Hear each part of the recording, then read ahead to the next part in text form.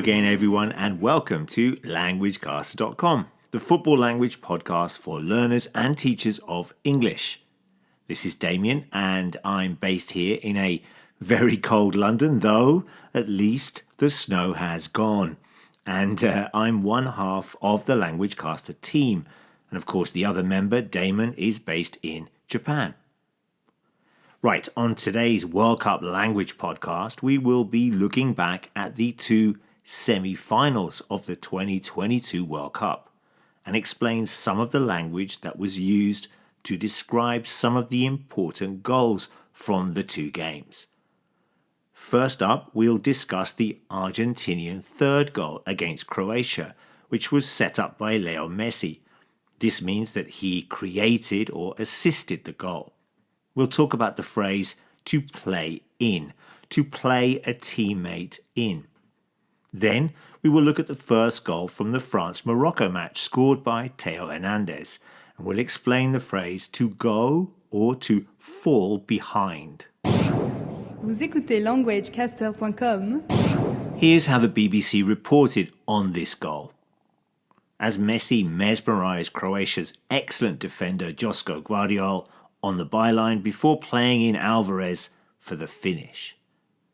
How many times have we wondered at the skills and technique of Argentina's Leo Messi, and here again in the first semi-final of the 2022 World Cup, he produced another piece of magic that helped his team reach the final. He had already scored the first goal from the spot and had been involved in the second, which was scored after a mazy run or dribble from Julian Alvarez. But he kept the best till midway through the second half, when he set up Alvarez to score his second and Argentina's third. Messi received the ball on the halfway line with his back to goal, and despite being closely marked by Croatian defender Josko Gvardiol, he dribbled with the ball until the byline, where he then pulled the ball back or cut back the ball for Alvarez to score. It was a remarkable run by Messi. The BBC report suggests that Messi played in Alvarez. Note, we can also say that Messi played Alvarez in. And this is another way of saying that he passed the ball to Alvarez. He provided an assist. There is also a sense that the pass found space for his teammate, and there was a lot of accuracy involved. So it means that Messi's pass was perfectly weighted and arrived at the right time for Alvarez to sweep home or to score. To fall behind. Here's what the BBC said. Going behind to Theo Hernandez's scrambled 5th-minute goal. In the second semi-final, France defeated Morocco thanks to an early goal from their left wing-back Theo Hernandez, who volleyed home after a scramble in the box. Remember that a scramble, or a stramash as it's known in Scotland, is when a team tries on many occasions to score in the same attack. There is no real control involved, however. The BBC report writes that despite Morocco going behind, which means that the African side were losing, to fall behind or to go behind means that a team is losing in the game and is used when the team concedes a goal after being level.